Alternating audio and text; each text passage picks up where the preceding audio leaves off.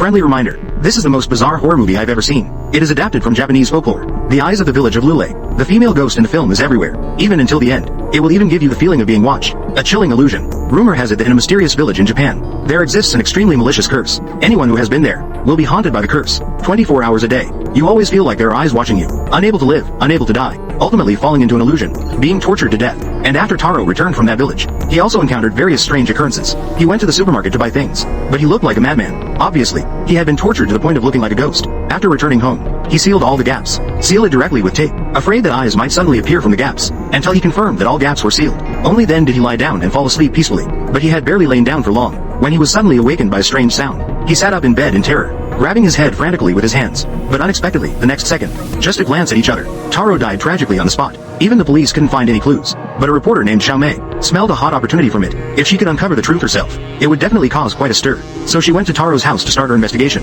Such an exciting plot. It must be watched with good equipment. A second-hand phone from Zhenjiang is quite a bargain. I only spent 3,400 on this iPhone 13 Pro Max. It's over 2,000 cheaper than the new model. Recently, his family's tablet. The cost-performance ratio is quite high. Watching shows on a big screen is very comfortable. The key is that the digital products verified by Zhenjiang have all gone through multiple rounds of testing. Support a 1-year warranty just like new machines. For second-hand, Zhenjiang is the way to go. Just arrived here, she encountered Taro's friend, Goko. The two had been to that village together, so she is very clear what Taro actually went through. Looking at the box in front of her, Goko suddenly felt a chill, so she quickly sealed it with tape, and, looking flustered, told Xiaomei, Tarokan was killed by a curse. Xiaomei didn't really believe this. She originally wanted to ask about the details, but an untimely phone call came in. She had no choice but to run and answer the phone, leaving Goko alone in the room. Unexpectedly, just when Goko was alone, strange things happened again. The curtains that Taro had originally sealed. Suddenly, something pulled it open. Hezi quickly picked up the tape and stuck it back. But then, a strange noise came from behind. She turned around in fear to take a look. It turned out to be the faucet dripping water, so she hurried over to turn it off. But unexpectedly, the next second, the sink emitted a strange sound again. Hezi couldn't help but feel a bit curious, so he turned back to take a look. Hezi got splashed in the face with dirt. He panicked and quickly ran away, but Xiaomei at the door took a glance. There was nothing on Hezi's face at all. She speculated that something might have happened to him. Xiaomei immediately came into the room, but after searching around, she found no abnormalities at all. Just as she was about to leave, she suddenly stepped on something. She reached down to touch it, but her hands were covered in mud. Seeing this situation, Xiaomei didn't think much of it. Instead, she continued to investigate Taro's cause of death. After several visits, she finally learned from Taro's classmate about the mysterious village. According to them, before going there, Taro and Hako were both normal, but ever since they returned, the two of them became increasingly strange. After that, Taro died mysteriously. Hako also began to encounter various bizarre events. Xiaomei couldn't help but realize that the truth might be hidden in that village. So she went to Hako's house, intending to ask her what she saw in the village. But she learned from Hako's mother that ever since she returned home yesterday, Hako hadn't left her room for a moment. Her mother had knocked on the door several times, but there was no response at all. And just as the two were talking, a heart-wrenching scream suddenly came from Hako's room. Hearing this commotion, both felt a surge of intense unease. The mother immediately took the key and opened the door, but just as they pushed the door open, they unexpectedly saw an incredibly bizarre scene. The room was completely dark, whether it was the mirrors or the windows. Everywhere was covered with tape from the child. She even tightly wrapped her eyes with tape, trying to prevent herself from seeing anything. Although her mother kept trying to soothe her, she still struggled desperately, heartbroken, until they took the child to the hospital. Her emotions gradually calmed down. Seeing the child's reaction, Xiaomei became even more convinced that the truth originated from that village. For this, she called her boyfriend Xiaoshe, and they drove to a place called Lulei Village. There is a stone here, which is the landmark of Lulei Village. But as soon as they found this place, Xiaoshe suddenly saw something, and his face immediately showed a look of terror.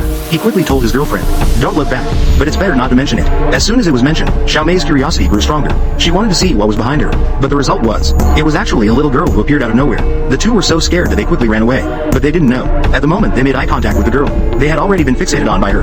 Then the two found a man named Old Wang in the village. They found a person named Old Wang, and from him, they finally asked for some clues. It turned out that Taro and Hezi had an accident, because they were cursed by the village. This curse is called the Eye of Peeping, and once someone is cursed, first, they experience hallucinations, then they hear strange sounds. In more severe cases, they can see a pair of eyes anywhere, as if they are watching them all the time, until the cursed person's mind shatters into pieces. Ultimately, he died suddenly. The two couldn't help but feel terrified after hearing this. They had seen someone spying on others before, but it was their first time seeing someone being spied on by a ghost. The two wanted to continue asking questions. Who was the little girl they encountered at the village entrance? But Old Wang refused to say anything. Meanwhile, the two had just found a clue. On the other hand, Hezi encountered something strange. Late at night, Hezi was lying in bed, sleeping. Unexpectedly, a strange sound suddenly came from beside her ear. She got up in surprise and looked around, but there was nothing there. Instead, a doctor passed by in the hallway. Hezi thought she was overthinking it, so she didn't pay much attention. But just as she was about to lie down, some dirty substance dripped down from the ceiling. Looking at the stains that kept dripping, Hezi was filled with terror. She cautiously looked up, directly scared half to death, only to see a pair of terrifying little hands, slowly appearing like a malevolent ghost seeking life.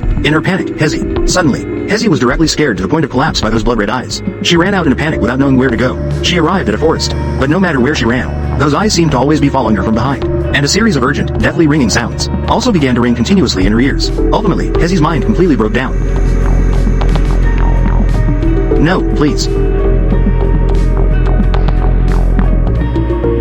Not long after Hezi had an accident, Xiaomei soon learned the news. They immediately drove to the hospital. Unexpectedly, just as they turned a corner, they happened to collide directly with Hezi. At this point, Hezi had been tortured to the point of losing consciousness. She walked unsteadily with a blank expression. She was instantly struck and killed by a speeding truck. Seeing this scene, Xiaomei was instantly filled with terror, but she had no idea at all, since she encountered that strange little girl at the village entrance. They had long been entangled by the curse of the watching eyes. One night a few days later, Xiaomei came to visit her boyfriend's house, but the room was deathly silent. It was as if her boyfriend had never been there. Just as she was feeling puzzled, she suddenly stepped on something. She bent down to take a look. It turned out to be an inconspicuous stain. Xiaomei didn't pay it any mind. Unexpectedly, at that moment, a strange sound suddenly came from beside her ear. She followed the sound to the kitchen. She carefully opened the cabinet below.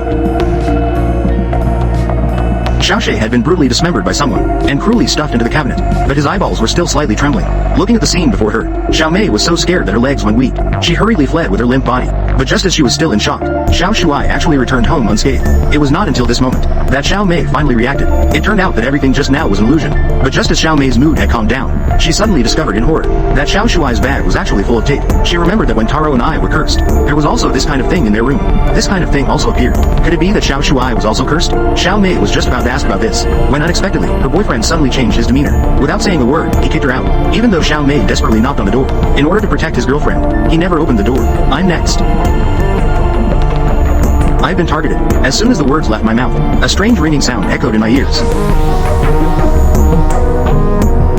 Listening to the screams coming from inside the house, Xiaomei immediately took her boyfriend to the hospital. But at that moment, Xiaoxie had already been scared to the point of mental breakdown. As soon as the doctor touched him slightly, he would struggle desperately as if he had gone mad. So, in order to save her boyfriend, Xiaomei once again came before old Wang. She asked him about the truth behind it, and how this curse came to be, and who exactly was the girl they encountered at the village entrance that day.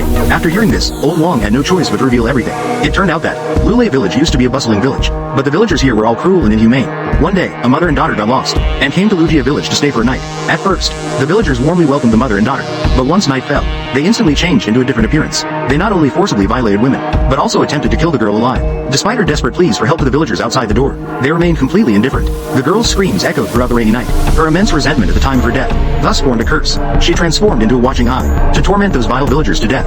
But this group of villagers would not easily sit by and wait for death. In order not to be haunted by the curse, to suppress the girl's vengeful spirit, they immediately built a temple in the dark, lightless tunnel, and constructed a temple, and consecrated the necklace of the girl's mother to make it a magical artifact. Then they captured an orphan to guard this place. As long as the artifact remains, the girl's vengeful spirit would not come out to harm anyone. But at that time, old Wang did not believe in this curse at all. In order to seek the truth, by a stroke of luck, he accidentally arrived at this tunnel, and discovered the orphan. Old Wang didn't understand. How could such a small child be here alone? But before the other party could respond, old Wang's ears suddenly rang with a strange bell sound. The girl who was brutally killed by the villagers also appeared behind him.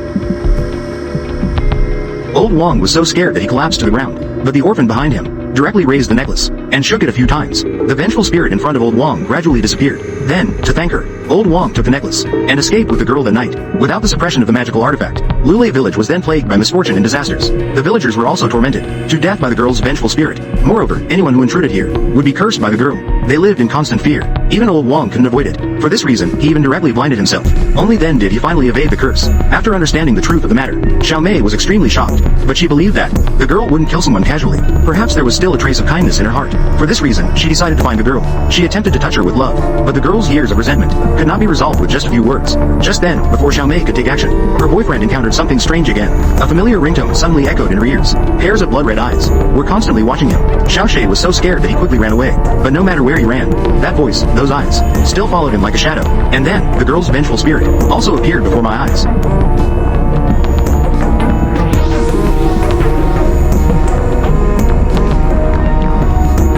With a scream that echoed through the sky, Xiao Shuai went insane again. The doctor hurried over upon hearing the sound, but the next second, Xiao Shuai, in order to get rid of the girl, actually picked up 2 chopsticks in front of everyone, then directly stabbed his own eyes out. Upon learning the situation, Xiaomei was instantly heartbroken. She knew that all of this was the girl's doing, so she immediately went to the village entrance with the necklace, and finally saw the girl's vengeful spirit as she wished. But no matter how she tried to persuade her, the girl simply wouldn't listen, until Xiaomei took out the necklace. She finally regained her appearance from when she was alive, but this did not mean that the girl's resentment was resolved. Instead, she took Xiaomei to the place where her mother had died, allowing her to experience what true pain really is. Watching the scene of the mother and child being brutally murdered, Xiaomei felt a deep pain immediately. She knew just relying on her own words was not enough to resolve the girl's grievances. Perhaps only the necklace of the girl's mother while she was alive would provide her with some comfort. So she placed the necklace at the place where the girl tragically died. But the next second,